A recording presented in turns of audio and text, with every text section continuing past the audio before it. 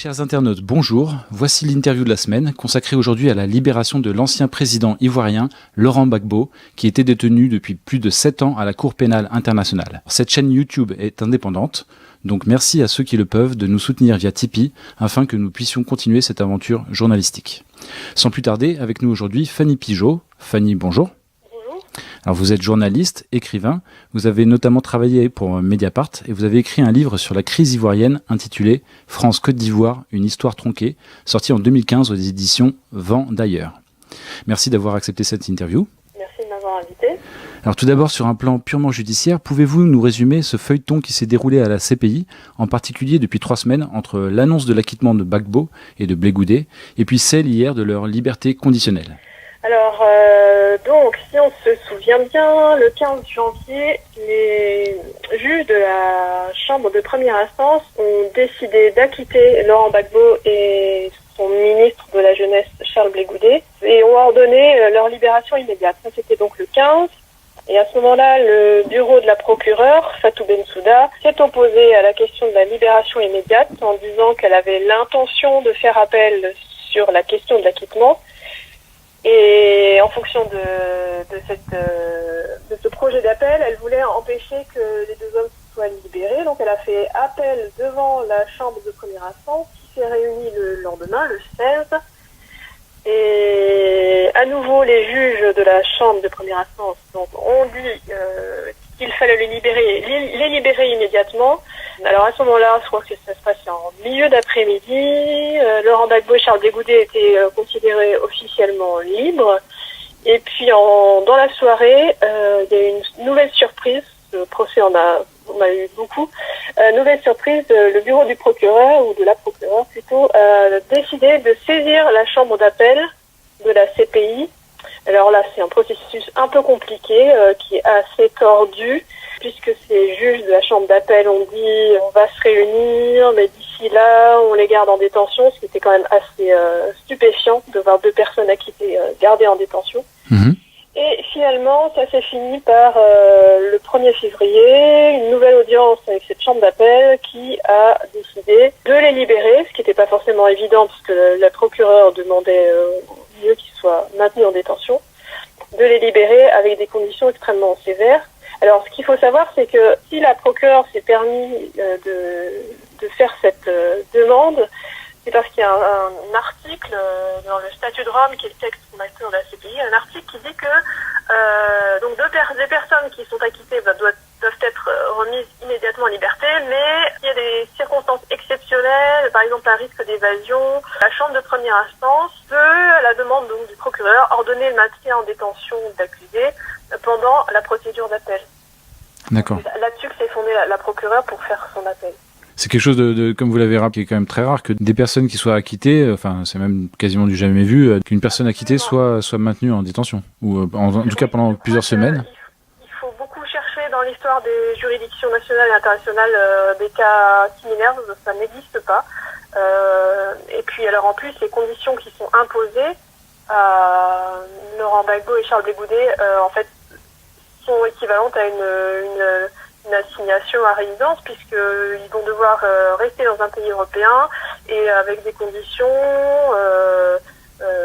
par exemple ils vont devoir, s'ils veulent quitter la commune où ils seront reçus, il faudra qu'ils aient avant ça l'autorisation de la CPI, on leur retire leur passeport, ils devront chaque semaine se présenter, se signaler auprès des autorités policières, judiciaires, enfin bref, c'est tout un arsenal qui effectivement...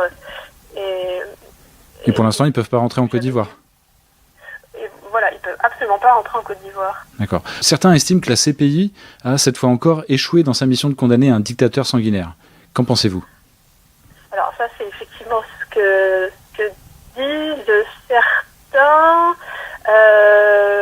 Ce qu'il faut... Bon, après, il faudrait refaire toute l'histoire de cette fameuse crise post-électorale qui a abouti à ce processus de la CPI, pour comprendre que tout ça, ceux qui disent ça sont pas très proches de la réalité. On a tout fait pour présenter Laurent Gbagbo comme un dictateur, et effectivement comme un dictateur sanguinaire. Le problème, c'est qu'aujourd'hui, cet acquittement, il est assez logique parce que, d'abord, la procureure, encore une fois, n'a absolument pas réussi à prouver quoi que ce soit de ces affirmations. Et la principale étant que Laurent Gbagbo aurait conçu avec son entourage un plan commun visant à l'aider à se maintenir au pouvoir à tout prix et en faisant tuer des civils et en les ciblant selon des critères ethniques. Ça, c'était sa thèse de départ, qu'elle n'a jamais réussi donc à prouver. C'était même un fiasco complet. Et alors effectivement, il y a eu des crimes qui ont été commis en Côte d'Ivoire pendant cette fameuse crise post-électorale et de part et d'autre. Et on était dans un contexte de guerre, donc forcément ça a abouti à un certain nombre de violations des droits de l'homme. Mais ces violations des droits de l'homme ne constituaient pas forcément des crimes contre l'humanité et Laurent Gbagbo n'en était pas forcément responsable. Et donc c'est ça qui, effectivement, la procureure n'a pas du tout réussi à prouver. Et cet acquittement, on peut le voir comme assez logique. C'est un échec, pas forcément pour la Cour, sauf qu'elle a quand même gardé un homme pendant près de 8 ans pour rien. Mais c'est un échec évident pour le bureau du procureur ou de la procureure. Au départ, c'était un homme, donc une femme. Ça, c'est un échec pour le bureau du procureur qui a monté un dossier de toutes pièces et qui en a fait une catastrophe. Alors justement, vous devancez ma prochaine question. À propos de ce procès, il y en a qui ont parlé d'un procès hors norme, à plus d'un titre. Vous avez cité donc la longueur de la détention préventive de Laurent Gbagbo. Par rapport aux normes judiciaires de la Cour européenne des droits de l'homme, c'est pas terrible, 7 ans en préventive, surtout quand on est déclaré innocent en première instance. Le dossier uniquement à charge du procureur, qui était Ocampo au départ, et vous avez cité Fatou Bensouda maintenant. Et une enquête donc uniquement à charge et sur un seul des protagonistes, Laurent Gbagbo, et pas du tout sur le camp Ouattara. Mais aussi le fait que ce procès soit interrompu avant même que la défense ait pu commencer à présenter des témoins. Ça aussi, c'est quelque chose c'est du rarement vu à ce niveau-là, un procès aussi important, que l'accusation s'effondre avant même que les témoins de la défense aient pu être présentés. Quelle est votre analyse ? Est-ce que vous pensez que ce procès a pu se dérouler vraiment dans de bonnes conditions ? Alors ce procès a été très étrange, donc il a duré près de 3 ans, 231 jours d'audience que j'ai regardé en grande partie, mais dès le début on sentait bien que, encore une fois, quand on sait que ce dossier a été monté de toutes pièces pour des raisons politiques, moi par exemple je savais que ça allait mal tourner pour l'accusation, ça allait forcément finir par un fiasco, mais dès le début les témoins qui étaient présentés par cette accusation, donc 82 témoins avaient des récits incohérents ou imprécis, ou bien pour une bonne partie d'entre eux qui étaient les témoins les plus importants, étaient à décharge pour Laurent Gbagbo et Charles Blé Goulet. Et à un moment donné, le procureur a même déclaré plusieurs d'entre eux témoins hostiles, alors que c'était ses propres témoins. Alors il y a ça, et puis il y a aussi des choses qui ont été... Il y a eu visiblement des faux documents qui ont été présentés par le procureur. Il y a eu à un moment donné des images présentées comme venant de Côte d'Ivoire. En réalité, elles avaient été tournées au Kenya. Enfin, il y a eu un certain nombre comme ça d'erreurs grossières. Il y a eu des dysfonctionnements aussi. Et puis très vite, on a vu aussi que les 3 juges de la Cour pénale de cette chambre de première instance étaient lassés par cette situation. C'est bien que ce sont eux, en fait, qui ont suggéré fortement à la défense de renoncer à faire témoigner ces témoins à elle. Et avant même, à la fin de l'audition des témoins de l'accusation, parce que c'était les premiers à passer. Et alors ça, effectivement, c'est du jamais vu que devant une juridiction internationale, qu'on se passe de l'audition des témoins de la défense, ça ne s'est jamais fait, d'après ce que j'ai pu voir et comprendre. Jusqu'au bout, on a vu comme ça Mais dès le début, cette procédure, de toute façon, avant même le procès, était très étrange, puisque Laurent Gbagbo avait été transféré en novembre 2011 à La Haye, siège de la CPI. Et puis en 2013, il y a eu une audience de confirmation des charges, donc il devait déterminer si oui ou non il fallait l'inculper. Et à ce moment-là, les juges de cette chambre préliminaire qui était chargée de ça ont dit non, en fait, le dossier est trop faible, on ne peut pas l'inculper. Et à ce moment-là, ils étaient 2 à dire ça sur 3 juges. Les décisions se prennent à la majorité. Et logiquement, ils auraient dû dire, puisqu'on n'a pas les moyens de l'inculper, on le libère. Et en réalité, ils ont choisi une autre voie qui est complètement, là aussi, qui était stupéfiante. Ils ont dit, finalement, on va donner 1 an supplémentaire à la procureure pour compléter son enquête. Pour revoir sa copie, et en attendant, les prévenus restent en prison.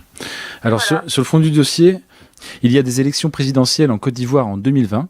Pensez-vous que l'actuel président ivoirien Ouattara, mais aussi certains intérêts français, ne souhaitent pas que Laurent Gbagbo puisse participer à ces élections, et donc qu'ils aient pu peser sur la décision de liberté conditionnelle? Alors, ce qui est sûr, c'est que la décision d'acquittement qui a été annoncée le 15 janvier a a créé la panique. En fait, personne ne s'y attendait parce que tout jusque-là semblait tellement se dérouler voilà, avec des questions politiques derrière. Mais bref, ça a beaucoup surpris apparemment les responsables ivoiriens, mais aussi à la défense, un certain nombre de la défense, c'est assez étonné que tout se finisse aussi bien et rapidement. Enfin rapidement, c'est relatif évidemment. Mais donc effectivement il y a eu des pressions à partir du 15 janvier, il y a eu des pressions d'après ce que j'ai pu comprendre en direction de la CPI venue de la Côte d'Ivoire mais aussi du Maroc entre autres parce que le Maroc a des intérêts en Côte d'Ivoire et puis le roi du Maroc est proche des autorités ivoiriennes actuelles. Des pressions pour éviter une libération immédiate et sans condition.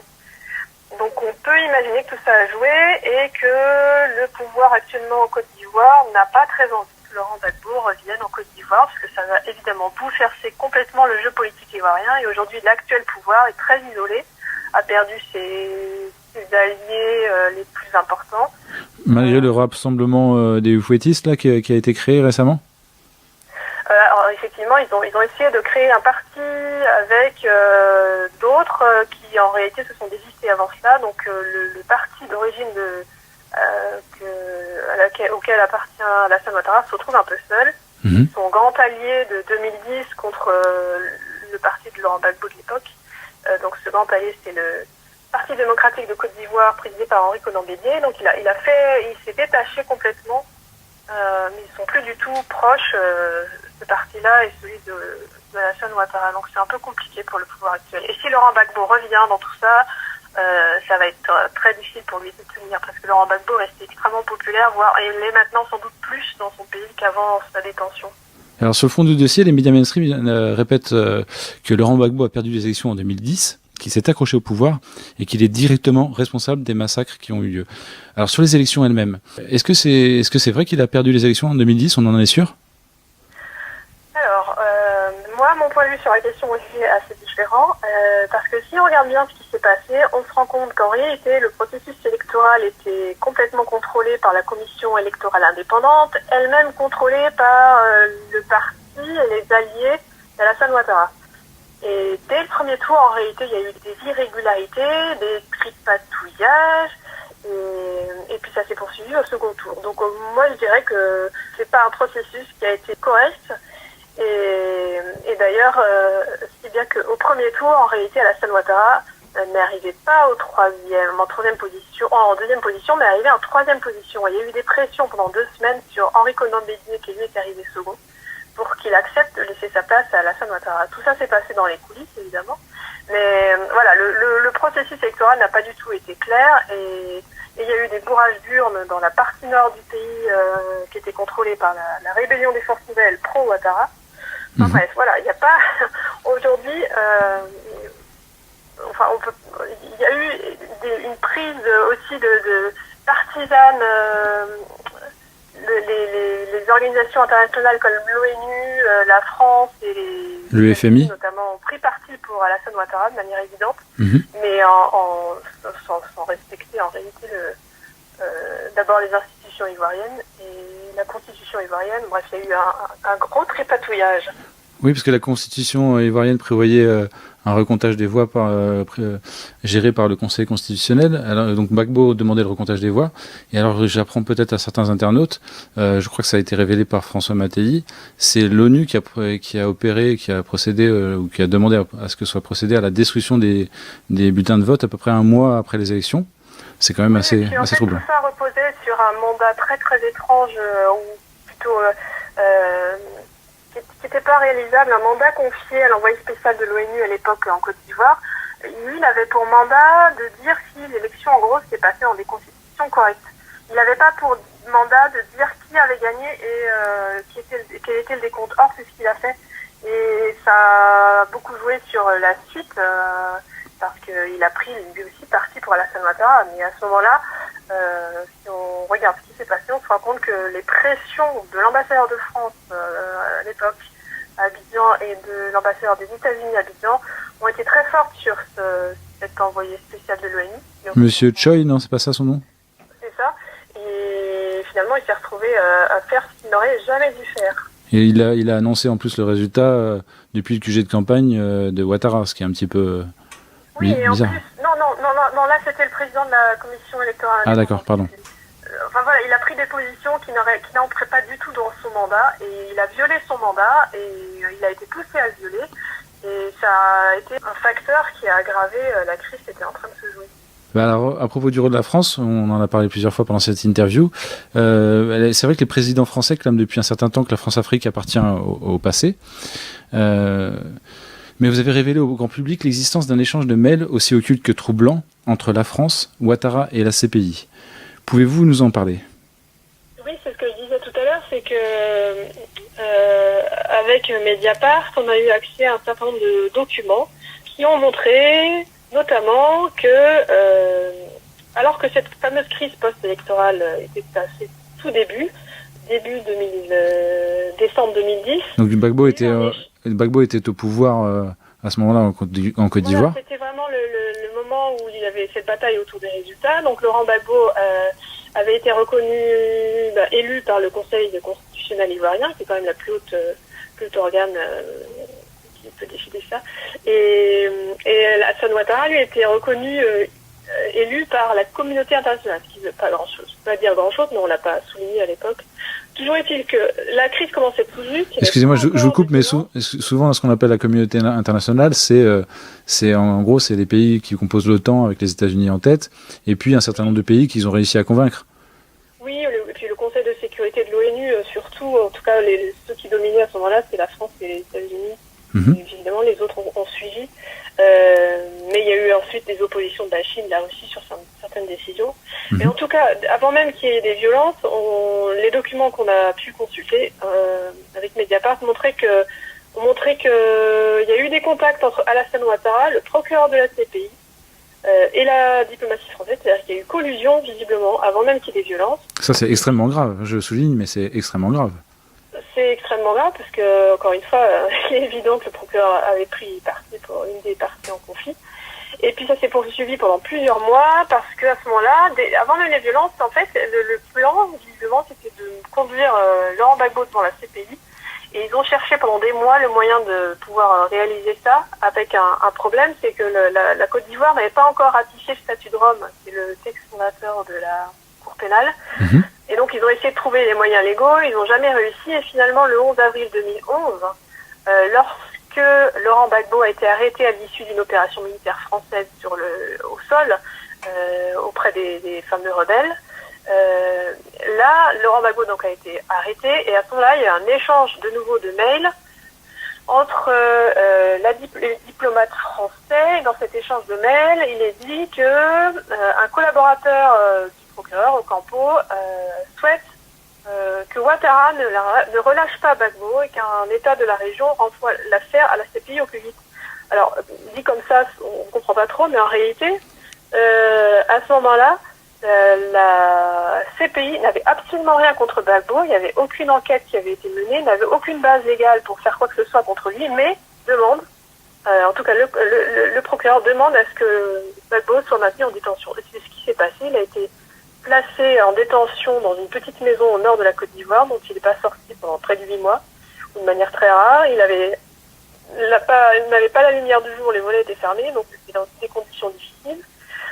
Et ce n'est que plusieurs mois après que finalement, n'ayant toujours pas trouvé de solution plus simple, le bureau du procureur s'est autosaisi pour lancer une enquête sur lui. Et puis, à peine l'enquête était soi-disant lancée, qu'il était transféré à la CPI. Donc voilà, ça s'est fait dans rien n'a été fait visiblement dans des conditions légales très, très nettes. Eh bien, merci beaucoup d'avoir répondu à ces quelques questions. Fanny Pigeaud, je rappelle le titre de votre ouvrage « France-Côte d'Ivoire, une histoire tronquée », sorti en 2015 aux éditions Vendailleurs. Et merci et à bientôt.